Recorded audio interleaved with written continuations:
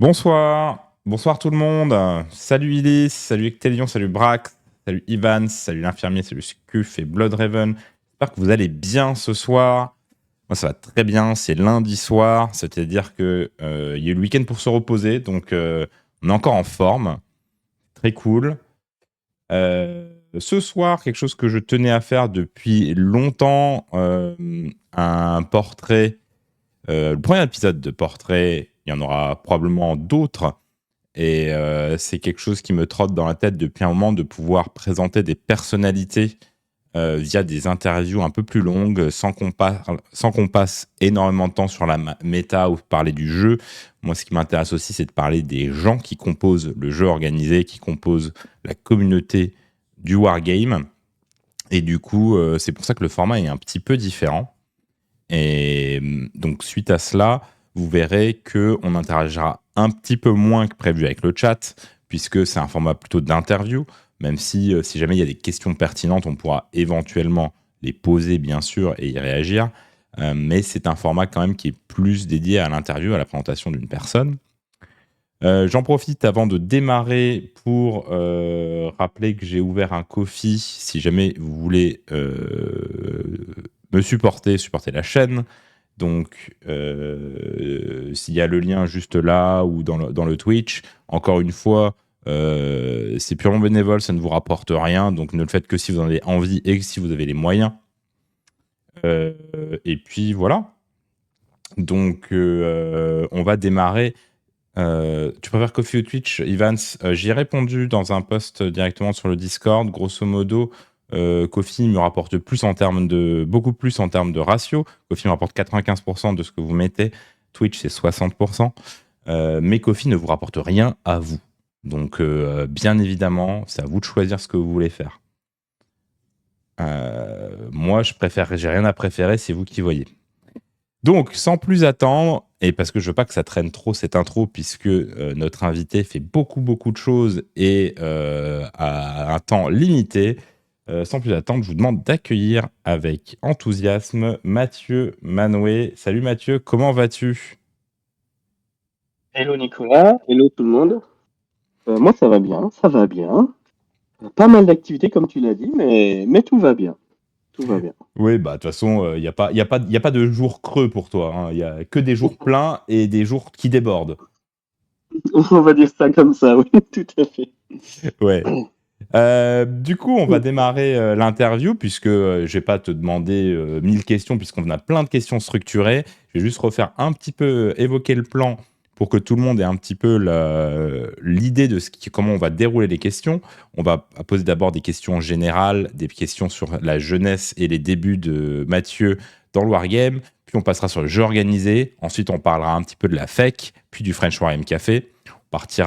On parlera, pardon, de Mathieu en tant que représentant de la France, notamment à Atlanta.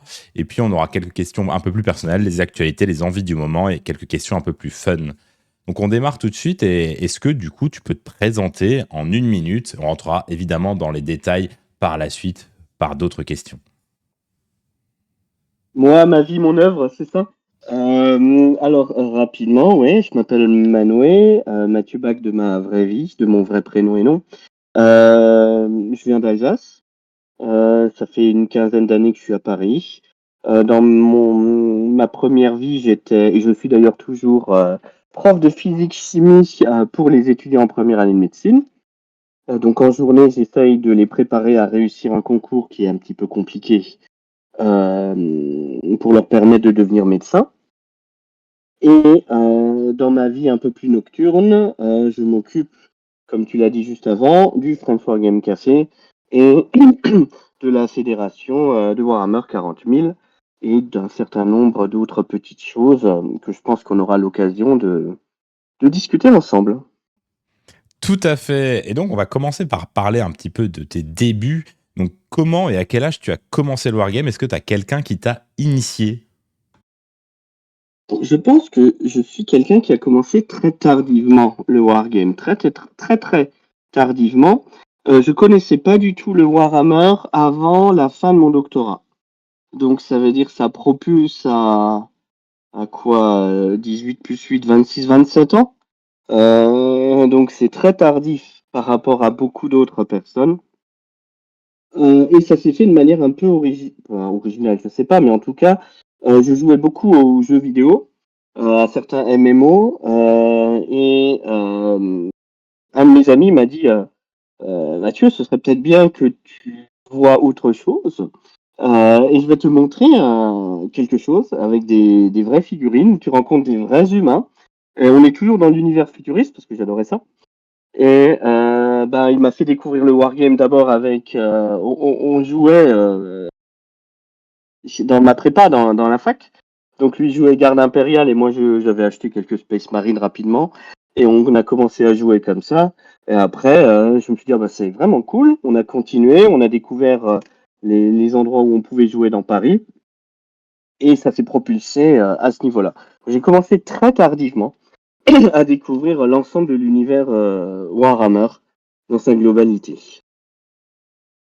Yes, et du coup, petite side question, tu es doctorant, il faut donc t'appeler docteur? Docteur Mathieu? Ouais, c'est assez drôle parce qu'aux États-Unis, quand tu choisis, quand tu t'enregistres dans un hôtel ou ce genre de choses, tu as le choix entre Mister, Mrs, Miss ou Docteur. Et moi, je coche Docteur parce que je peux le faire. Enfin, j'ai le titre. C'est assez drôle que là-bas, ils te demandent de choisir si tu peux être Docteur. Et donc, c'est Docteur Bach. C'est assez original. Mais ouais, j'ai un doctorat de physique-chimie que j'ai fait il y a fort longtemps d'ailleurs. Parfait, eh bien dorénavant, on t'appellera tous Docteur Bach, bien sûr. Du coup, quand tu as commencé, c'était principalement pour jouer, tu peignais un peu. C'est quoi ton rapport à la peinture? Alors,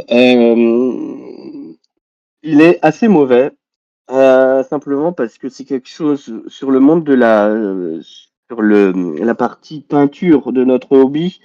C'est quelque chose qui, à titre personnel, je suis pas très bon. De manière générale, tout ce qui est art, tout ce qui est visuel, ça ne m'intéresse pas beaucoup. C'est purement personnel, hein. Je sais que c'est quelque chose d'extrêmement important. Je sais que ça fait partie de notre hobby et moi, je plus sois à 100%, mais je suis un très mauvais peintre. J'ai essayé de peindre. C'est quelque chose qui ne m'a pas plu, qui ne m'a pas apporté de plaisir. J'aime jouer avec des belles figurines, ça c'est vrai. Mais peindre, c'est quelque chose. L'activité elle-même ne m'intéresse pas tellement. Et pour la petite anecdote, même quand j'ai voulu sous-coucher mon drop pod avec la bombe Macrash Blue pour avoir une couleur bleue, j'ai sous-couché plus le mur de la CoPro que mon drop pod. Je me suis dit peut-être au bout d'un moment, il faut confier ce genre d'action à des personnes plus compétentes que moi. Et donc, côté peinture, c'est pas du tout la manière dont moi je m'épanouis dans le hobby. Yes. Il y a l'infirmier qui précise que tu appartiens au courant jorinien du Wargame. C'est un mème de la chaîne. Yorin qui est partisan du standard une couleur pour le tournoi. Donc effectivement, il appartient un petit peu au courant yorinien du Wargame. Une fois que tu as eu fait quelques Space Marines, pour bien démarrer, j'imagine, est-ce que tu as eu une armée de cœur, la première vraie armée post-Space Marine, ou alors ça peut être Space Marine si finalement c'est ça ton armée de cœur, je ne sais pas, mais c'est quoi ton gros coup de cœur dans le 40 000 une fois que tu es vraiment rentré dedans? Ouais, moi j'ai commencé comme plein de joueurs avec le petit Space Marine. J'ai acheté énormément de figurines Space Marine, mais le style de jeu ne me plaisait pas tellement. Et donc, au bout d'un certain temps, j'ai changé. Il y a un truc que j'aime pas tellement, c'est le corps à corps. Je préfère largement le tir avec des gros canons. Et donc, je suis basculé dans le monde de Warhammer 40 000 sur la partie taux. Donc là, je viens de me faire environ 90% d'ennemis en disant ça. Et donc, j'ai une armée de taux avec tout ce qu'on peut avoir, hein, des battleships, des véhicules, blablabla. Et alors moi j'ai commencé pour Warhammer 40 000 en V7, on est actuellement en V10. Et à la fin de la V7, si je peux un peu extrapoler, je sais pas si je te Ouais, bien coupe ou sûr. pas, en fin de V7, la version était, je trouvais de faible qualité. Parce que les règles étaient en termes d'empilage, de résistance, de destruction, de résistance, de destruction. Au bout d'un moment, j'avais fait quelques calculs. Il fallait environ 3000 tirs de bolter de base pour enlever un point de vie à une unité. Je me suis dit, là, le fun a disparu, donc il faudrait peut-être penser à aller voir un peu ailleurs. Et c'est le même moment où la Age of Sigmar apparaissait. Et là, j'ai eu un énorme coup de cœur que j'ai toujours pour l'armée des Sylvanettes à Age of Sigmar. Parce que déjà, un, j'adore les figurines. De deux, ça me fait penser à l'armée des Ents dans Le Seigneur des Anneaux, qui est mon univers fantasy de référence, on va dire.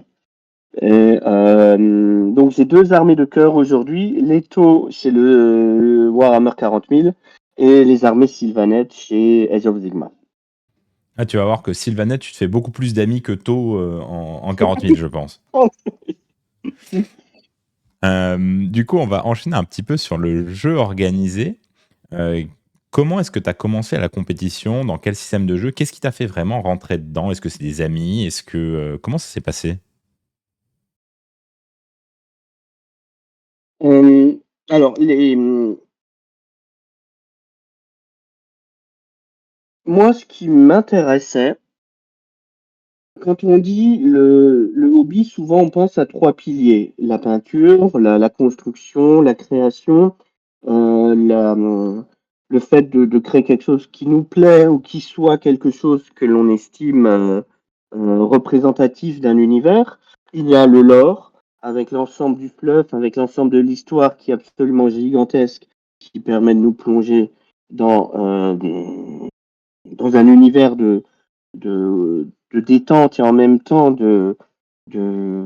extrêmement enrichissant. Il y a le troisième, c'est la compétition, c'est le fait de s'affronter sur des tables et de passer, de vaincre l'adversaire. Et le quatrième pilier, qui parfois n'est pas explicitement dit, mais qui sous-entend l'ensemble du système, c'est le fait de passer du temps avec des personnes, avec des humains, avec de jouer, de passer un bon moment, de boire une bière après, une bière pendant. Attention, l'alcool dangereux pour la santé.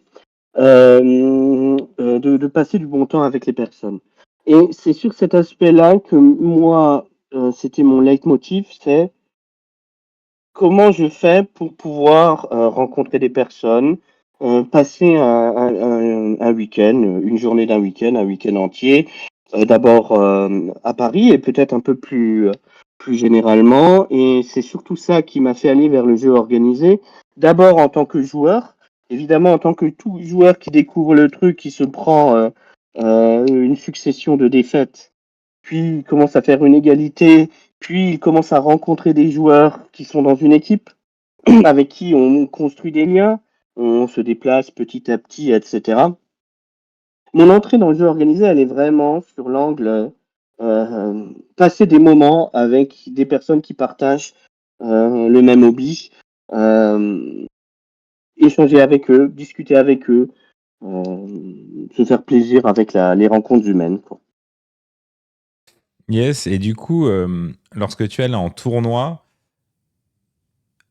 j'entends que tu y allais beaucoup pour rencontrer les gens, mais est-ce que tu avais des envies de résultats? Est-ce que tu es déjà allé en tournoi de manière très compétitive? Est-ce que tu es toujours allé en mode détente? Est-ce que tu es déjà allé dans un tournoi dans l'objectif absolu de gagner le tournoi?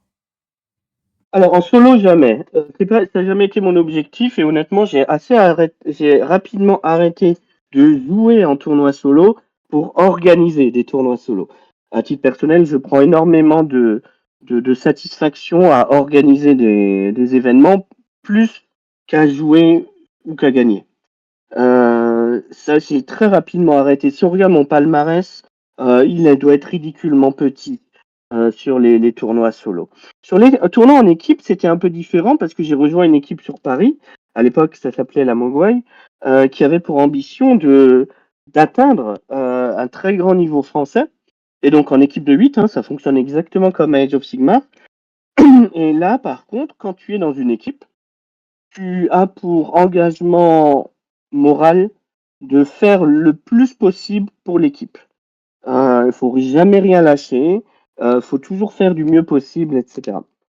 Et dans l'architecture des roosters en équipe, mon rôle était ce qu'on appelait la première def, C'est-à-dire, j'étais l'armée qui allait absorber l'attaquant le plus violent possible pour éviter de se prendre un 20-0, mais essayer de ramener un maximum de points, 4 points, 5 points, 6 points, pour l'équipe, pour neutraliser l'adversaire de gros calibre et ramener quelques points pour le rooster général.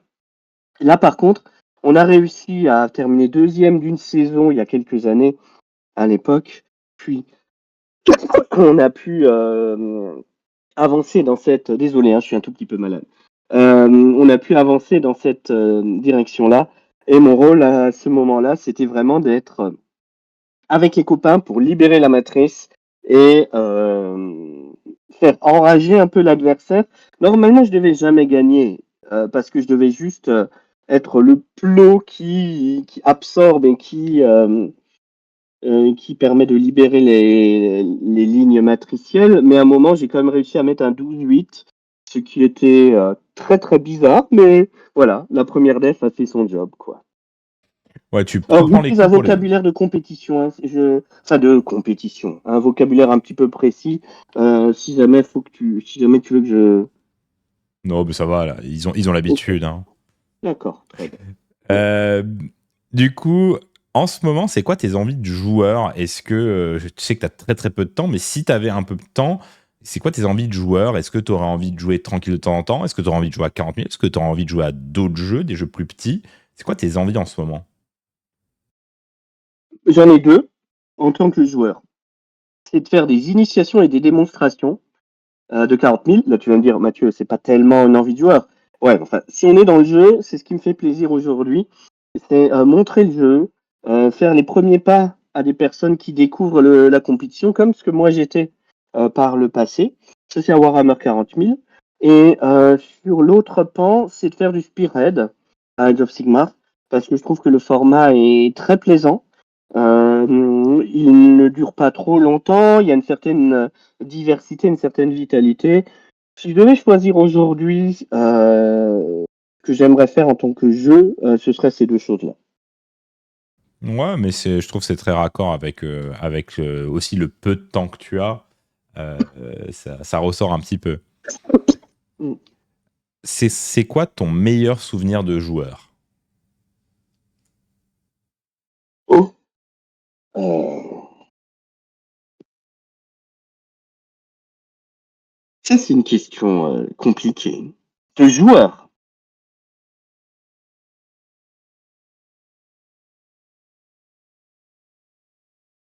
Euh,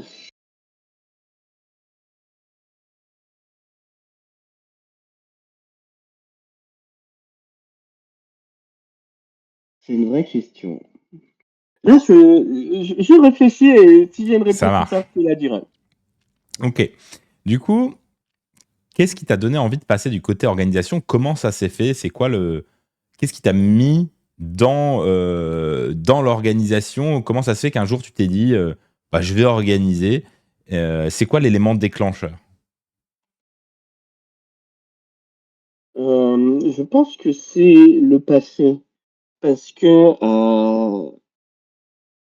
quand moi je suis rentré dans mon école, après le bac, j'ai tout de suite rejoint, enfin tout de suite, la première année tu profites un petit peu de ta vie étudiante, peut-être un peu trop, et l'année suivante, on a l'opportunité de rentrer dans le B2, dans le bureau des élèves, bureau des étudiants, pour faire des choses, etc. Et j'ai rejoint extrêmement vite ce côté-là, parce que c'est toujours cool de créer, d'avoir des idées, d'essayer de créer des nouvelles choses pour le collectif, à l'époque, donc les étudiants de mon école.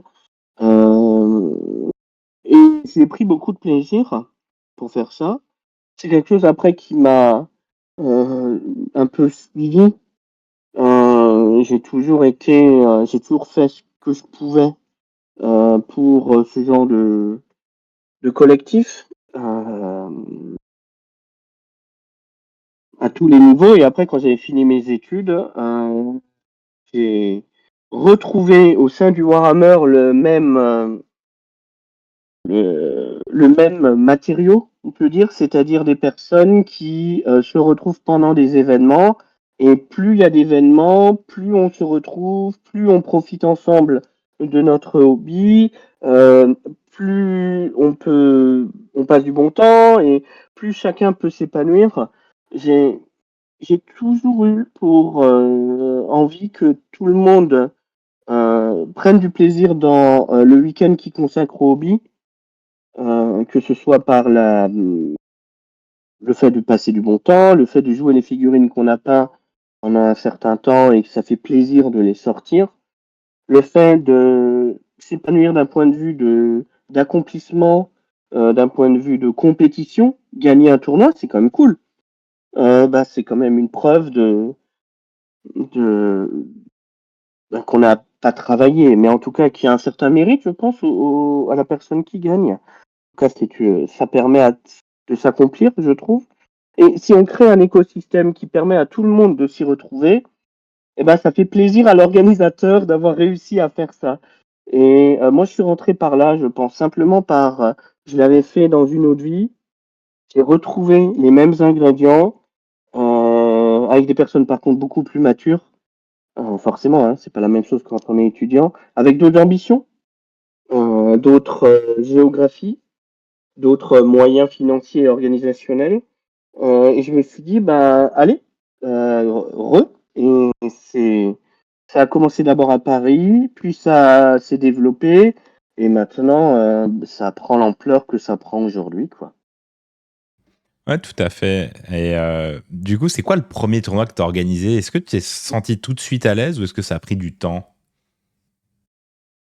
Oh, ça a pris pas mal de temps parce que c'était à l'époque à la WAC Taverne, le tout premier tournoi de mémoire. Il faudrait que je check mes archives T3 pour être sûr de cette affirmation, mais c'est sûr. Au début, c'est un petit peu difficile parce que moi, j'arrive un petit peu comme ça en mode bonjour. J'ai commencé le hobby il y a environ 4 mois. Je connais pas tout le monde, je connais pas du tout vos historiques. Il y a des personnes qui se connaissaient depuis des années, qui étaient là globalement dans notre hobby depuis fort longtemps. Et je les, excuse-moi, je vois tout ça et en fait j'arrive comme ça et bon bah écoutez, je vais essayer de faire au mieux. Et donc au début il y a une certaine distance qui existe et c'est normal, mais cette distance s'est réduite extrêmement vite. On a trouvé des personnes qui ont commencé à rejoindre l'aventure. Il y avait Darkan qui est des hommes de la première heure dans cette organisation. Il y avait aussi LOL qui était là dès le début et donc on a commencé à créer ces premiers tournois. Au début, c'est toujours bizarre d'avoir un petit nouveau qui arrive, mais la communauté est extrêmement accueillante, donc la glace a fondu extrêmement vite. Yes, donc message à tous les gens qui veulent se lancer dans l'organisation. C'est jamais facile pour personne au début, n'hésitez pas, allez-y.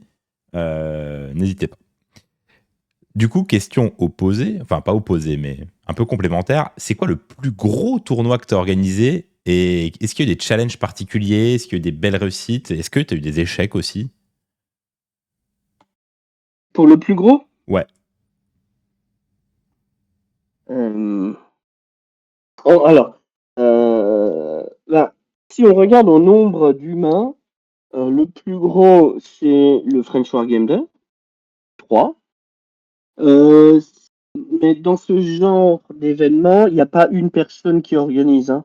Il y a plein de personnes qui sont des co-orgas. Certains décident un peu plus que d'autres, mais globalement, on est toujours plusieurs. En termes de durée, c'est peut-être le WTC, le Worlds, parce que lui, il commence le mardi en jeu et termine le dimanche en jeu. Donc, il y a toute la phase amont et aval de rangement. En termes d'exigence, c'est peut-être Atlanta.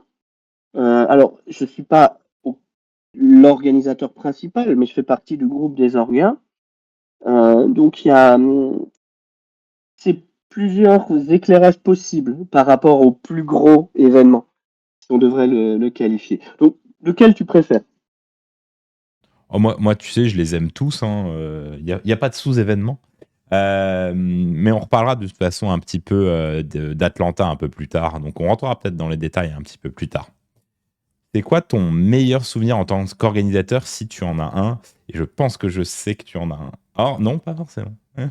C'est quoi ton meilleur souvenir en tant qu'organisateur?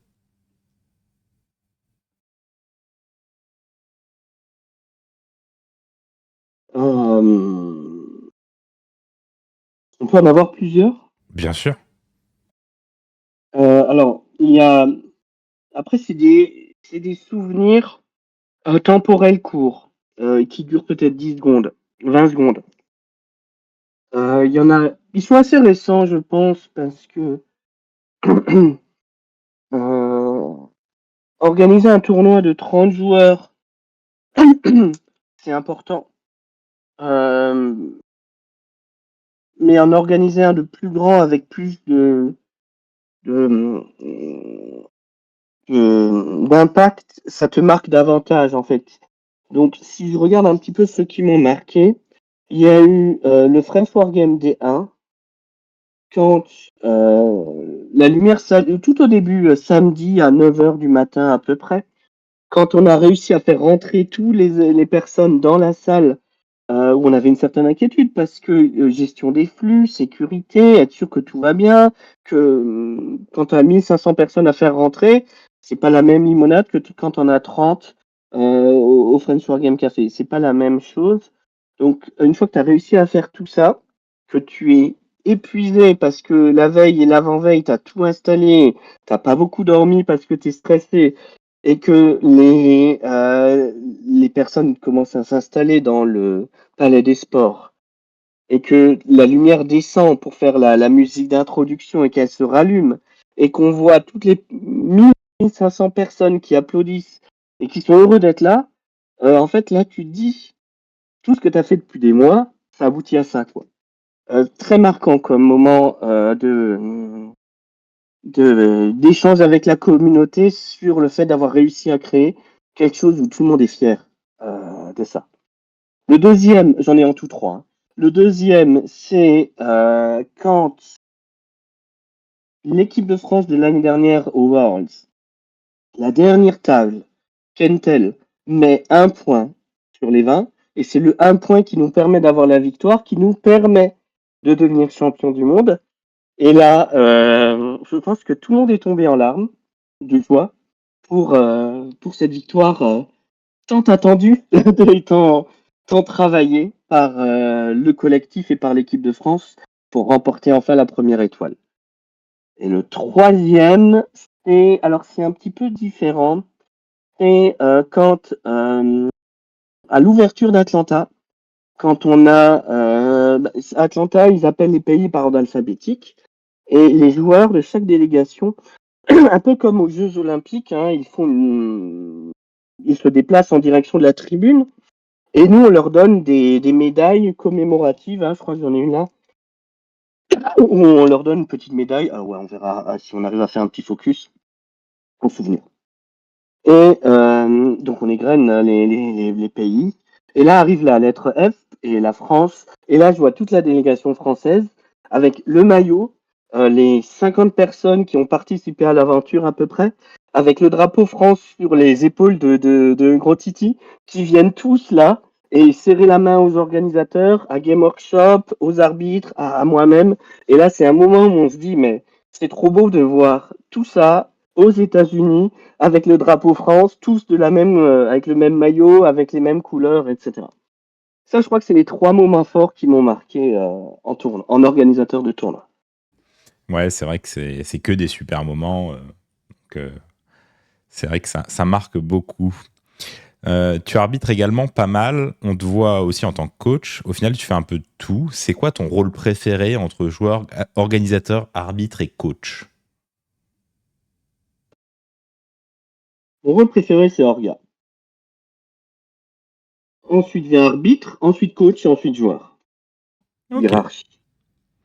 Tu te déplaces beaucoup en France et dans le monde pour organiser, arbitrer des événements. Est-ce qu'il y a une grosse différence entre la manière dont on fait les choses en France et ailleurs? Non, non. Alors, sur le jeu, je dirais non. Beaucoup de choses ont été uniformisées. Beaucoup de choses ont été uniformisées. Maintenant, il y a des layouts pour les décors. Maintenant, les joueurs jouent avec le même éditeur de liste quasiment, avec les mêmes règles quasiment. Il y a encore quelques différences. La charge à travers les murs ou ce genre de choses, mais cette partie-là est extrêmement faible en termes de différence. En termes de jeu, je pense que à la fois par rapport au passé et par rapport à ce qu'on pourrait faire de différent, c'est quasiment la même chose. Ce qui fait que quand on arbitre en France ou quand on arbitre aux États-Unis, c'est quasiment la même chose. La chose qui change le plus, c'est que dans les tournois français, il y a à manger, et dans les tournois aux États-Unis ou en Angleterre, il n'y a pas à manger. Les tournois en France, ils procurent habituellement le petit déjeuner, le repas de midi, inclus dans le pass la plupart du temps. Aux États-Unis, en Angleterre, c'est pas du tout le cas. C'est toujours un petit peu surprenant. Alors, sauf si un Français achète quelques croissants et les offre à une centaine de personnes à Atlanta, mais sinon, il n'y a pas de prestation de repas. Et ça, je trouve que c'est une assez grande différence quand on a les deux. La barrière de la langue, ça n'existe quasiment pas. Voilà. Yes. Bon, on va clôturer un petit peu cette section du jeu organisé. On va démarrer une section un peu musclée avec toute la partie de la FEC. Et ta première question, c'est quoi la FEC? Est-ce que tu peux nous expliquer un petit peu tout ce qu'il y a à savoir en quelques minutes sur la FEC? Ce que c'est aujourd'hui, c'est ça? Ouais, tout à fait. Aujourd'hui, la FEC, c'est la fédération de Warhammer 40 000. Notre objectif, il y en a plusieurs. Donner les conditions pour obtenir l'équipe de France l'équipe de France en équipe évidemment aux Worlds, organiser le tournoi qualificatif pour les Worlds en solo à Atlanta, créer un système de ligue et développer le système de ligue en France et aider tout le jeu organisé d'un point de vue de réponse aux questions, soutien aux arbitres, conseil en organisation d'événements. Ça, c'est le budget global de la fédération. On est aujourd'hui environ à 1600 membres, à peu près 150 équipes réparties en une Ligue 1, 5 Ligue 2 et 23 Ligue 3. Ligue 1 au niveau national, Ligue 2 au niveau régional et Ligue 3 local, on va dire. C'est une belle carte. Et du coup, vous avez, oui, tu disais, vous avez 1600 membres actuels. Est-ce que tu peux nous expliquer un petit peu comment tu es devenu président de la FEC et à quel moment? Alors, on a été élu il y a 7 ans et c'est par une élection par les membres de la fédération. On a posé notre candidature avec le programme et une majorité de membres. Alors, à l'époque, la fédération était plus petite. Il y avait une centaine de membres peut-être, à peu près. Faudrait que je recalcule, une dizaine, douzaine d'équipes. Ouais, ça fait à peu près ça. Une centaine de membres. Et on a remporté la majorité des suffrages lors d'une élection. C'est pas exceptionnel, hein, c'est un peu banal, dirons-nous, sur ce coup-là, quoi. Est-ce que vous avez des suffrages tous les ans? Pour combien de temps vous avez mandat? Alors, au début, c'était 1 an, et ensuite, on a fait changer pour que ce soit des mandats de 2 ans. Donc, tous les 2 ans, l'ensemble des membres de la fédération peuvent élire le bureau, le nouveau bureau. Et du coup, ça fait 7 ans que c'est ton bureau qui est élu de manière assez majoritaire. Ouais. Alors, il y a des personnes qui entrent, des personnes qui sortent du bureau en fonction des choix. des contraintes de la vie, personnelles, professionnelles. Il y a des personnes qui sont là depuis le début de l'aventure, d'autres qui nous ont rejoints un peu plus tard et d'autres beaucoup plus récemment, ce qui permet d'avoir toujours... En fait, ce qui s'est produit, c'est que le bureau est devenu de plus en plus grand en nombre de personnes et aussi de plus en plus diversifié. Au début, il y avait beaucoup d'arbitres qui étaient dans le bureau. Maintenant, il y a des organisateurs de tournois, des joueurs compétitifs, des arbitres. Enfin, quand je dis des arbitres, c'est des personnes qui ont cette fibre-là et qui viennent de ces parties-là de notre hobby. Et donc maintenant, c'est de plus en plus diversifié. Aujourd'hui, on est 15 dans le bureau et ça fait qu'il y a du roulement tout en conservant une certaine colonne vertébrale parmi des membres et qui étaient là depuis 7 ans. Ok. Est-ce que tu peux nous faire un état des lieux de la FEC quand tu es arrivé et des objectifs que tu t'étais donné à l'époque? Est-ce que tu as réussi à remplir ces objectifs ou est-ce qu'ils ont changé? Alors, l'état des lieux de la FEC à l'époque, il y avait 2 Ligue 2, une Ligue 1, Ligue 2 Nord, Ligue 2 Sud, une Ligue 1. 6 équipes dans l'une, 6 équipes dans l'autre. Et ensuite, en fait, à l'époque, on n'était pas fixé dans une ligue. C'était des qualificatifs. Toutes les équipes étaient d'abord en Ligue 2. Ils avaient un match aux environs d'octobre, novembre, décembre, et les 3 gagnants de chacune d'entre elles montaient en Ligue 1, qui avait lieu en mars-avril, et le gagnant devenait équipe de France. Et l'année suivante, les compteurs étaient remis à zéro, on repartait en Ligue 2, on remontait, etc. Un peu comme un match à élimination directe, un championnat à élimination directe. Et donc on s'était fait comme ça. Moi, quand on a pris la fédération, on avait plusieurs objectifs. Le premier, c'est d'ouvrir le jeu organisé compétitif à plus de joueurs. C'est de repenser le système pour qu'il ressemble beaucoup plus à ce qu'il y a au football, au rugby, que à ce système qui fait qu'il n'y a qu'un match dans l'année pour les personnes qui ne passent pas la Ligue 2. Je trouvais ça un peu triste. On pouvait faire plus. C'est d'utiliser l'expérience accumulée par les arbitres pour aider d'autres tournois qui ne seraient pas que ceux de la FEC propre, mais d'aider un maximum de tournois et de créer toujours plus d'événements en France, un peu partout au niveau national, pour permettre à tout le monde de pouvoir rejoindre le hobby.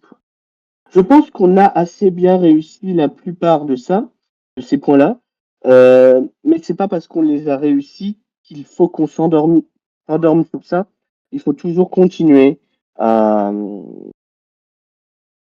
faire que ça tienne, parce que ça demande pas mal de boulot, et toujours à essayer de renforcer les zones où c'est un petit peu plus fragile, de toujours faire de la mutualisation, de toujours répondre aux critiques, parce qu'il y a toujours des... Et c'est bien, les critiques constructives, les éléments qui disent ça c'est pas bien, faudrait le changer, go. Mais je pense que sur les grands principes, on a assez bien respecté nos engagements et nos objectifs par rapport au début de nos mandats. Yes, et puis j'imagine que si ça n'avait pas été le cas, vous n'auriez pas été réélu. Qu'est-ce que toi, ça t'a apporté de diriger la FEC? Qu'est-ce que tu as appris de toutes ces années à diriger la FEC?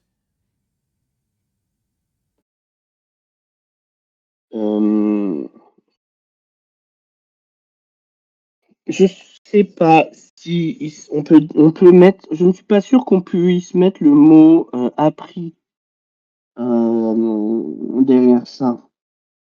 Je pense pas. Je pense pas que c'est le bon mot. En fait,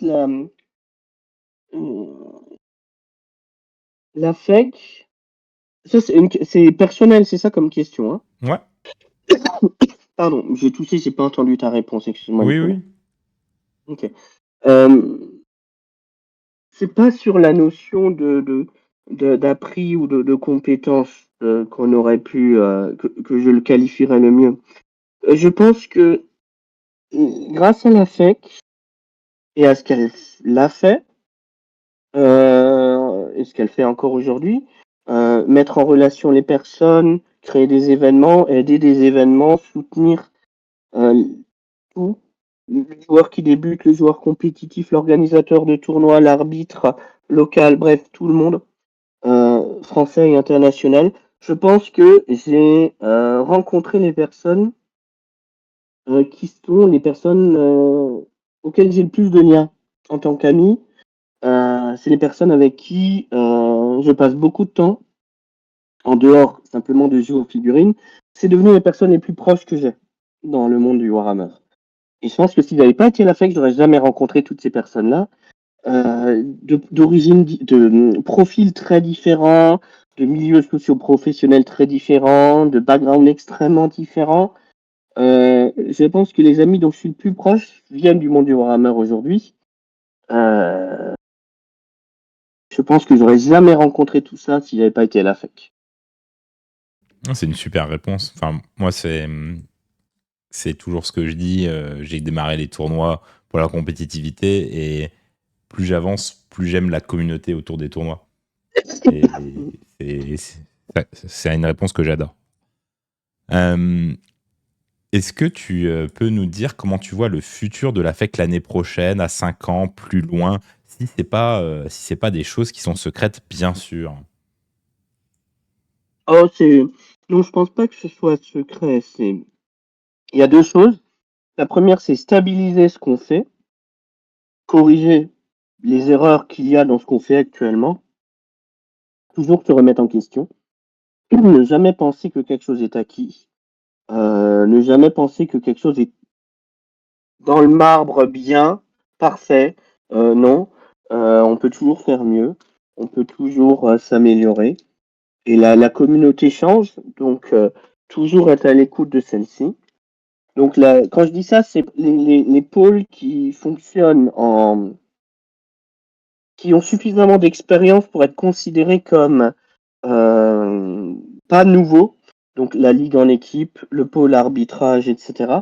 Ces champs-là, toujours à les soutenir, les stabiliser, les remettre en question pour les faire avancer. La deuxième, c'est la nouveauté.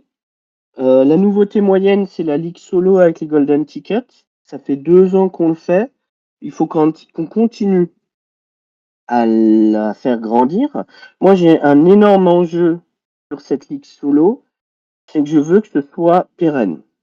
Je veux que les joueurs, les bons joueurs, ceux qui gagnent des Golden Tickets, ne se disent pas oula, ça fait déjà 2 fois que je suis allé à Atlanta, ça commence à faire cher, je vais pas aller défendre, je vais pas y aller parce que ça me fait trop. Ce que j'entends, hein. Aller à Atlanta, c'est pas la même limonade que d'aller dans une ville en France, c'est normal. Moi, ce que je veux, c'est qu'on puisse assurer un soutien financier suffisant pour qu'on se dise, OK, même si ça prend du temps, même si ça me fait poser des congés, au moins j'ai une aide financière assez suffisante pour que je dise OK. Moi, je veux que ce soit stable sur le moyen terme, cette organisation-là d'Atlanta. Et donc, faut qu'on crée les ressources nécessaires, les sponsors, les cagnottes, bref, tout ce qui fonctionne dans notre univers pour aider le pilier événement solo Golden Ticket. Et le troisième, c'est les nouveautés. C'est collaborer davantage avec l'étranger. On est en train de travailler avec l'UKTC, avec l'Alpine Cup, avec les Italiens, avec les Scandinaves, avec les Canadiens, avec les Sud-Africains, pour essayer d'échanger sur les bonnes pratiques, harmoniser tout ça, l'arbitrage, etc. C'est aider davantage les organisateurs de tournois en leur apportant un soutien matériel et un soutien organisationnel plus fort. Et c'est créer, développer des grands événements à Paris, en France, qui sont à visée internationale, qui ramènent beaucoup de joueurs parce qu'on a tous envie de participer 1, 2 fois dans l'année à des grands moments de notre hobby. Donc ça, c'est les trois chemins qu'on voit dans le futur. Super, et je pense que ça va intéresser énormément de personnes. On va parler un petit peu maintenant du French OM Café, parce que bon, ta vie était un peu vide, et du coup, tu t'es dit, bon, allez, on va rajouter quelque chose. Donc, avec quelques associés comme Yvi, Lamar, il y en a peut-être d'autres que je connais pas, n'hésite pas à compléter. Vous avez décidé, il y a, je crois, 2 ans et demi ou 3 ans, d'ouvrir le Fresh AM Café. C'était quoi l'objectif, l'envie associée à cela? Comment ça s'est passé, le démarrage? Alors, avant sur Paris, il y avait la White Tavern. Celle-ci a fermé. Est arrivé au même moment le Covid, donc ça a un peu loqué l'ensemble de la vie événementielle parisienne de Warhammer. Et juste avant le Covid, il y avait plus beaucoup de lieux dans Paris intramuros où on pouvait faire des événements. Donc, ce que j'ai fait avec mes associés de la prépa médecine dans laquelle je travaille, on utilisait les locaux de cette prépa le samedi pour faire des tournois et en semaine le soir pour faire quelques games. C'était une solution temporaire hein, parce qu'on coexistait avec des étudiants. C'est pas le meilleur univers, mais bon, ça a marché pendant quelques mois. Quand le Covid est arrivé, donc on a profité de ce temps-là pour discuter, échanger, essayer de trouver des plans, essayer de se dire qu'est-ce qui pourrait marcher, qu'est-ce qui n'a pas marché en lieu de vie sur Paris. Et il y avait donc Evie, Lamar et moi-même, on s'est retrouvés et on a décidé d'essayer de créer quelque chose ensemble qui réponde à un certain nombre de critères, organiser des événements, permettre aux joueurs de faire des games le soir et le week-end, ne pas vendre de figurines parce que la scène parisienne et nationale est saturée entre les games, les revendeurs, la vente comment on dit ça, en deuxième main, en occasion, la vente sur les sites internet, etc. Ça servait à rien. En plus, il y a de l'occupation au sol qui à Paris coûte extrêmement cher. Et donc on s'est dit, on va essayer de créer un lieu de vie, axé bouffe, boisson, événements, game, etc. Et c'est parti dans cette direction-là. Au début, un petit peu difficile, parce qu'aucun de nous trois n'avait d'expérience en termes de restauration. C'est moi qui ai suivi une formation pendant l'été sur quelle était la réglementation, pardon, des débits de boissons, etc., etc. Mais on n'avait pas d'expérience, donc on a tâtonné au début, et là, plus le temps passe, plus l'expérience est grande, et plus on peut faire de choses pour ce lieu. Du coup, vous avez démarré le Fresh AM Café il y a 3 ans, c'est ça? En septembre 2023, D'accord, je donc il y a, crois. il y a 2 ans et demi, ouais, ouais c'est ça.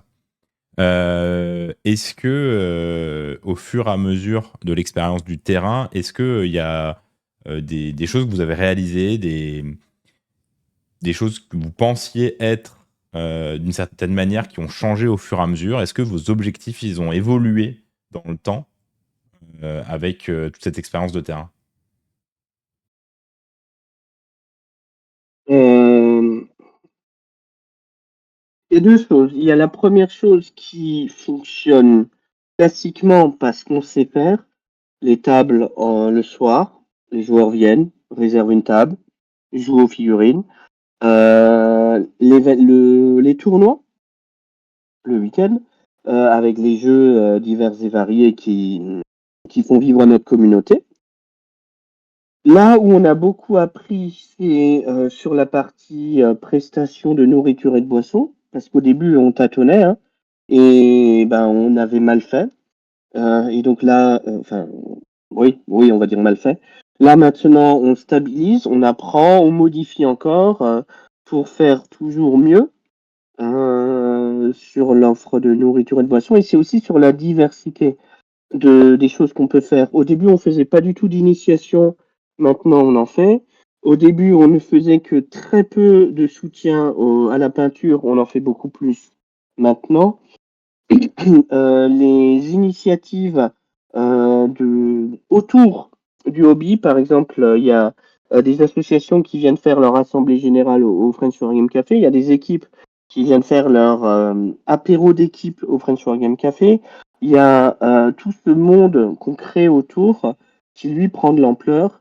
Et on se voit assez souvent avec la marée vie pour se dire qu'est-ce qu'on pourrait faire en plus, qu'est-ce qui pourrait faire encore plus d'activités, plus d'événements un petit peu plus original pour permettre aux gens de venir et de passer un bon moment. Donc c'est vraiment sur l'augmentation de la diversité de ce qu'on pourrait faire qui aujourd'hui est le sujet de développement du café. Yes. Et du coup, si c'est pas indiscret, comment se porte le French Wargame Café? Est-ce que tu es content de, en ce moment, ce que donne le French Wargame Café? Il y a toujours des améliorations, tu l'as dit, hein, et ça c'est normal, mais actuellement, est-ce que le French Wargame Café se porte bien et est-ce que tu en es content? Il y a toujours des aléas en termes de fréquentation, en termes de finances. Le projet, il était sur les 5 ans. On s'était dit comme objectif, au début, faut pas espérer qu'une entreprise, enfin, sauf si c'est une entreprise un petit peu originale qui arrive à générer énormément de bénéfices la première année. Mais souvent, il y a un loup hein, quand ça arrive, hein, c'est très bizarre. Hein. La plupart des entreprises mettent un certain nombre d'années à se stabiliser et à arriver suffisamment haut. Nous, on s'est donné 5 ans pour que la trajectoire nous permette, au bout de ces 5 ans, d'être OK, tous les voyants sont ouverts. On est sur la bonne trajectoire, donc ça, c'est une bonne chose. Ça nous demande néanmoins énormément, enfin beaucoup de travail, évidemment hein, de, de suivi, d'amélioration, de toujours créer plus de choses pour le café. Et on a la chance quand même de travailler avec beaucoup de personnes qui sont formidables. Evie et Lamar, des associés avec qui on peut travailler, que je travaille et que ça se passe extrêmement bien. Le staff du café, au top. La communauté qui vient, qui répond présent, qui est indulgente quand il y a un problème, qui revient, qui participe aux événements, qui participe au tournoi. On est quel jour? On est mardi, c'est ça? Lundi? Donc hier, il y avait un tournoi d'Age of Sigmar. Il était complet. Et donc ce genre de volonté et de présence de la communauté, c'est ça qui fait que le café peut continuer et qu'on peut se projeter dans son développement, dans toujours faire mieux, etc. Il y a des éléments qui sont encore extrêmement fragiles. La température en été, il fait chaud. Et on ne peut pas pour l'instant lancer une clim parce que vu les prix de l'énergie et la situation, le coût de ce genre de choses aujourd'hui, c'est un petit peu compliqué. Mais de manière générale, il y a des choses améliorées, elles s'améliorent, mais sans le cœur vibrant du café, les personnes avec qui on travaille tous les jours, ça ne tiendrait pas et la communauté, elle est géniale. Ouais, c'est top. Et personnellement, ça fait extrêmement plaisir d'avoir un lieu dans Paris pour aller discuter avec les gens, pour voir les gens et même pour jouer, bien sûr. On va parler un petit peu de toi en tant que représentant de la France. C'est comme ça que moi, je l'ai titré en tout cas. Et la première question, c'est qu'est-ce que tu as ressenti quand tu as su que tu étais Warhammer Hero? Ah, euh, ça s'est produit dans le TGV en rentrant du French Wargame Day en mars donc il y a presque un an quoi. C'était le lundi, on avait tout désinstallé, on avait mangé rapidement à la Fettuccine à Grenoble et après j'avais pris mon train pour rentrer à Paris. Et j'étais en train de rédiger, je crois, un concours blanc pour mes étudiants où j'étais en train de revoir un truc pour eux. Et j'étais connecté au Wi-Fi du TGV. Et je regarde un peu ma boîte mail et puis je vois un mail qui arrive et qui s'appelle You are the one ou quelque chose comme ça. Qu'est-ce que c'est que ce spam là? Je clique dessus, je lis. Euh, c'est quoi ce message? J'avais vu que le Warhammer Hero a été lancé, mais j'avais pas du tout prêté attention. On était dans une autre, enfin, il y avait d'autres choses, j'avais d'autres choses en tête. Je savais même pas que ça avait été conclu. Bref, aucune info. Et je vois le truc, je fais non, c'est une plaisanterie. Je ferme tout, je réallume et je regarde ça. Je fais, c'est pas possible. Et ben non, il a bien écrit Mathieu, tout est bon. Je fais ok. Et là, en fait, j'ai eu les larmes qui arrivaient dans mes yeux parce que je me suis dit, c'est exceptionnel. C'est là où tu te rends compte que le mail, c'est un vrai mail, que ce qui est écrit dedans, c'est vrai, et que l'éditeur du jeu te récompense pour ce que tu as accompli pour la communauté. Je dis je parce qu'il m'était adressé, hein, mais c'est pas que moi, hein, c'est l'effort collégial de toutes les personnes qui font vivre la commune dans l'ombre. Mais alors là, au milieu du TGV, j'ai pleuré. Voilà. Parce que j'étais extrêmement ému quand j'ai eu ce mail-là. Et c'est une extrême une récompense qui m'a beaucoup marqué à ce moment-là. Et j'ai envoyé le message à quelques personnes et j'ai dit bah, voilà ce qui est en train d'arriver. Merci à vous tous pour avoir permis d'avoir cette récompense. C'est un Français qui est récompensé, mais c'est collégialement nous tous qui sommes récompensés pour la première fois, je crois, par notre éditeur. Et là, ça veut dire que on est à level up. On n'est plus la France toute seule qui organise les tournois toute seule dans son coin. C'est l'éditeur du jeu qui reconnaît le travail que nous on fait pour les tournois en France et pour la communauté en France et pour le jeu organisé en France. Et voilà, c'était un moment assez, comment dire, émouvant dans le TGV Paris-Grenoble. Ouais, c'est quelque chose qui fait écho au titre que la France reçoit à Atlanta depuis 2 ans maintenant, l'esprit du jeu. La première année, c'était un titre surprise, personne s'y attendait. Ça a été adressé à la France dans son entièreté, mais on sait aussi que c'est toi qui l'as reçu, bien sûr, en tant que représentant de la France à Atlanta. Tu as dû ressentir un peu les mêmes choses à ce moment-là, la première année. Quand on a reçu le titre, c'est honnêtement, je pense que c'était assez mérité. Là, je me lance une légère fleur, hein, enfin pas à moi, je nous lance une légère fleur. Est-ce qu'on est arrivé avec tout ce qu'on sait faire de mieux? Des joueurs de haut niveau et de grand niveau et de grand fair play, des arbitres français, on était 3, on était 3 sur 6, hein, il y avait 3 Français sur les 6 arbitres. Les streamers, French War Game Studio, la plus grosse chaîne en qualité et en nombre de viewers pour ce type d'événement qui était présent. Le tout aussi en grande partie à nos propres frais. Donc ça veut dire aussi qu'on avait envie d'être là, qu'on avait mis les moyens pour être là. Le nombre de personnes qui nous ont soutenus pendant l'événement, avant l'événement, le nombre de réunions auxquelles on a participé, on a toujours répondu présent pour créer cet événement. On avait tous les mêmes maillots. On a fait des photos tous ensemble. On était la délégation la visible, la plus organisée, qui a ramené tout la French Touch en compétences, en richesse sur l'événement-là. Et ça s'est vu, ça s'est entendu. Et quand on a reçu le trophée, au moment où il m'appelle parce que c'était un peu moi le porte-flambeau de ça, et je le reçois et là il y a tous les Français qui se lèvent.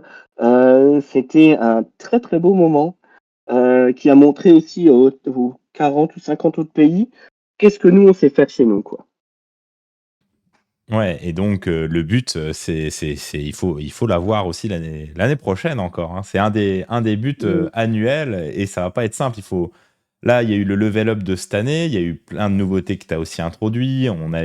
Je sais pas si les gens sont au courant, mais il y a eu quand même une matinée où Mathieu a distribué des croissants à tous les adversaires des Français et aux Français. Donc c'était un moment très cool aussi dans ce tournoi-là.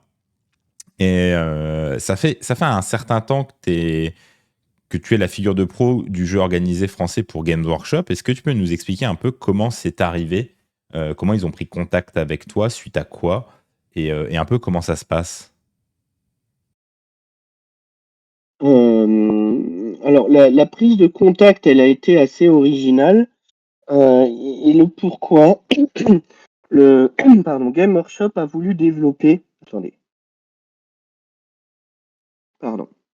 Game Workshop a voulu développer l'événementiel en dehors des États-Unis et de la Grande-Bretagne. Et donc, ils ont demandé à des personnes de suggérer des personnes qui faisaient pas mal de choses dans leur propre pays. Ils ont demandé d'avoir les plus grands pays du Wargame, donc à l'époque Allemagne, Espagne, France, Grande-Bretagne, États-Unis, Canada et Australie. C'était les 7 pays. Et je reçois un message. Au début, je pensais que c'était un spam. Je vérifie le nom de la personne. Non, c'est pas un spam. Ok. Et donc, la discussion est, on aimerait créer un collectif de personnes qui, dans un cercle assez restreint, discutent de comment ça va dans nos pays respectifs, qu'est-ce qu'on pourrait changer, et comment on pourrait améliorer ce qui se passe dans le Wargame. Premier sujet. Deuxième sujet, organiser à Atlanta. C'est les 2 topics. Si vous êtes intéressé, veuillez venir à Albuquerque au Nouveau-Mexique pour participer, pour arbitrer un événement et discuter du lancement de tout ça quand les games n'ont pas lieu. Voilà le début. Moi, je n'avais jamais pris un long courrier. Je détestais prendre l'avion. La seule fois où j'étais sorti de... Alors, moi, je vais assez souvent en Allemagne. Parce que mes parents habitent à 10 minutes de l'Allemagne. Mais sinon, je suis pas quelqu'un qui a tendance à aller par-delà les océans. Mon passeport était vierge de tout visa. Bref, voilà, c'était aller à Albuquerque au Nouveau-Mexique. Bien. Bon, bah, go. On y va. Et on discute. La mayonnaise, elle prend. On s'entend bien avec l'ensemble des partenaires, des participants. On avance et depuis, on a une réunion toutes les 2 semaines avec ce groupe de personnes pour discuter, avancer, échanger, faire des remontées. Alors, on n'a pas les codex en avance, on n'a pas les Battletome en avance, on n'a pas les errata. C'est pas du tout ça. C'est comment est-ce que ça se passe dans nos pays? Est-ce qu'il y a des choses qui pourraient être changées? Est-ce qu'il y a des choses qui sont bien, etc. sur tout l'aspect, événement, blablabla. Mais on n'a pas de codex en avance. En plus, ça me servira à rien à titre perso, hein, mais... Oui, c'est vraiment pour l'organisation. C'est hyper intéressant de voir que Games s'est rendu compte assez tard finalement, hein, mais bon, Games est un peu vieux jeu sur pas mal de domaines, donc c'est pas forcément surprenant, mais c'est amusant qu'ils se sont rendus compte enfin qu'il fallait discuter avec les pays pour améliorer, pour qu'il y ait une scène en fait, ils ont reconnu la scène compétitive il n'y a pas si longtemps que ça. Ouais.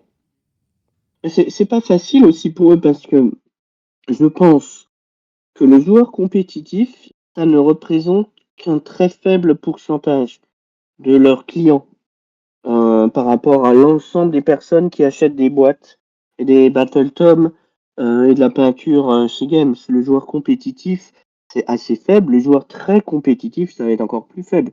Et là, tu vas me dire, oui, mais c'est la même chose partout. C'est comme au rugby.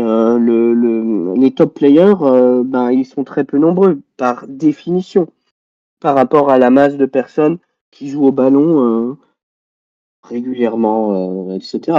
Et je pense que c'est cette prise en compte de si on met un tout petit peu de choses pour le plus haut niveau et qu'on se saisit de l'organisation d'un événement qui est un petit peu le Graal de ce qu'on pourrait faire, eh ben ça va tirer un peu tout le monde vers le. Enfin, tirer, ça va faire monter tout le monde, ça va donner une plus grande visibilité, une plus belle reconnaissance, ça crée des ambitions et des objectifs, des bonnes ambitions et des bons objectifs aux joueurs, et ça va développer le jeu organisé et donc ça va développer la communauté là-dessus. La target est faible en nombre de personnes initialement, mais je pense que ça va ruisselle sur beaucoup d'autres possibilités. Mais en effet, comme tu dis, c'est arrivé tardivement dans l'histoire. Mais c'est arrivé. Oui, Bon. c'est arrivé. On arrive un peu sur la dernière partie de l'interview et du coup, quelques questions un peu plus légères. Déjà, d'où vient ton pseudo Manwë? Du Seigneur des Anneaux. Alors, moi, je m'appelle Mathieu. Je voulais quelque chose qui ressemble un petit peu quand même à cette sonorité-là. Et dans le Seigneur des Anneaux, il y a les Ainur. Les Ainur, c'est un peu les archanges. On va dire ça comme ça, si on prend un parallèle. Si on regarde un peu comment Tolkien a écrit ça, il pensait aux archanges là-dessus. Et il y en a un qui ressemblait à Mathieu, c'est Manwë. Je me suis dit, oh, ça a l'air assez cool. Et donc, ça vient totalement de l'univers Seigneur des Anneaux. Mon livre préféré, c'est le Silmarillion. Et donc, ça vient de tout ça, quoi. Ok. C'est quoi ton secret pour faire autant de choses dans une journée? Le café, je pense. Et le fait que je suis pas un gros dormeur. Je dors à peu près 4-5 heures par nuit. Donc, C'est peu. voilà. Et honnêtement, ça, c'est des explications un petit peu. C'est réel, un peu rapide. Je pense que la vraie raison, c'est que je travaille avec des personnes qui sont exceptionnelles et qui font avancer tout ça. Ce serait impossible de gérer tout ça tout seul. Impossible. Il y a des personnes de très grand niveau qui s'investissent énormément, qui font un travail de fou, qui permettent que tout ça avance. À la FEC, au café, etc. C'est une personne seule peut jamais faire tout ça. Et beaucoup de personnes qui permettent de faire que ça avance. Ouais, faut savoir bien s'entourer. Ouais, et il faut savoir, euh, faut que les personnes qui participent à l'aventure, c'est du bénévolat à la fédération, donc faut profondément respecter le travail qu'elles font et il faut toujours, comment dire, encourager les personnes qui s'investissent, qui créent, qui consacrent du temps à, à faire toutes ces choses, corriger des listes d'armées, chercher des sponsors, aller démarcher Air France pour avoir les meilleurs tarifs pour la délégation Atlanta, penser à tout ça. Je donne juste quelques exemples au lance-pierre, hein. Mais toutes ces actions, ça doit être encouragé, reconnu, respecté. Sinon, ça tient pas, hein. On ne peut pas le faire seul. Pas avec une fédération de 1600 personnes, avec des événements quasiment tous les week-ends et avec des ambitions de développement au niveau jusqu'aux États-Unis. Il faut être extrêmement bien entouré et qu'on travaille tous ensemble. Je pense que c'est ce qui permet de faire autant de travail. Yes. Une question un peu plus fun. Tu as le droit de choisir une armée de 40 000, elle disparaît. Laquelle est-ce? Oh.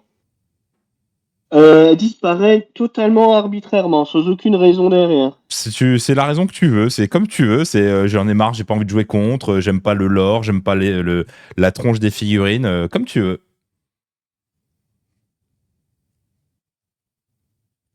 Oh là là, ça c'est une question pas facile. Une armée que j'aimerais voir disparaître. Euh, Oh non, non. Oula, bonne question. Euh,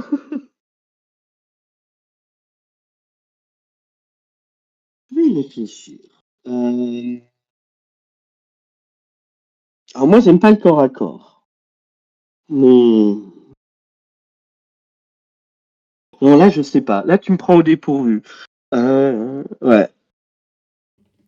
Ok, bah tu nous diras et je communiquerai au chat ta réponse dans les Ok. jours à venir, si tu Si trouves une tu me fais réponse. la même chose pour AOS, ça va être la même réponse. Parce que je ne sais pas. Ah si, j'aime pas trop les gros géants d'AOS. Les Sons of Behemoth, Plus avant. Ah bah tiens, maintenant j'ai ma réponse pour 40K, c'est les Imperial Knights. allez, Parce que j'aime. C'est purement. C'est juste 4 figurines sur la table. Je trouve ça triste. Voilà. Moi, je préfère des grandes armées, un peu partout. Voilà. 4 figurines, 5 figurines sur la table. Déjà, d'un point de vue stratégique, mettre tous ces jeux dans le même panier.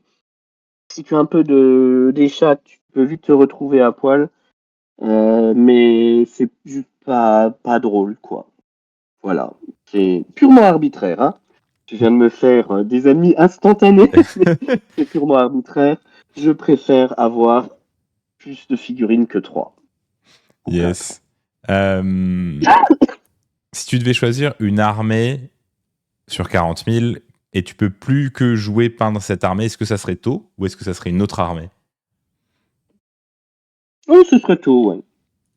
Ouais. Tiens, du coup, petite question qui me trotte dans la tête. Qu'est-ce que tu penses de Gunpla? Je sais pas si tu vois ce que c'est, Gunpla. C'est les figurines de Gundam. C'est le même principe que Ah, ce que Games fait, mais ok. pour Gunpla, c'est le nom des petites figurines que tu montes pour Gundam. Donc tu ne connais pas, donc tu ne vas pas en penser grand-chose. J'y pense parce que je trouve que l'esthétique de Gundam ressemble un petit peu à l'esthétique d'Eto, un petit peu. Moi, Ouais. c'est aussi ce qui J'aime fait que bien j'aime bien. le dessin animé Gundam Wings. J'aimais bien. Ouais. Je trouve ça stylé. Par contre, je crois qu'ils ont beaucoup plus de pièces quand tu les montes. C'est beaucoup plus compliqué à monter. Enfin, pas beaucoup compliqué. Il y a beaucoup plus de choses à mettre dans la figurine. Je crois, hein. Je suis pas sûr de cette affirmation. Il me semble que ça dépend, parce il y a quand même des figurines de Warhammer où il y a beaucoup. Hein. Oui. Euh, et puis la dernière question, est-ce que tu as des choses à annoncer pour le futur, des choses que tu veux, dont tu voudrais parler toi-même, ou est-ce que c'est pas le moment? Alors, je l'ai dit un petit peu en substance, mais je ne peux pas aller plus dans le détail maintenant. C'est que les lignes ce qu'on va essayer de développer, c'est de plus en plus d'événements en France qui vont être co-organisés. Par exemple, avec l'UKTC, on va essayer de co-organiser un événement France-Grande-Bretagne, en France, avec nos amis d'Allemagne et d'Autriche également. On essaye de voir comment on pourrait faire encore plus pour la communauté, être encore plus visible. Mais les événements sont beaucoup trop en phase amont pour que je puisse faire des reveals à l'instant T. Mais ça va arriver très vite parce que si ces projets sont en phase amont, ils ne sont pas non plus encore dans l'œuf. Ils sont bien plus avancés que ça. Donc je pense que si c'est possible, dans une future émission, ce serait avec grand plaisir.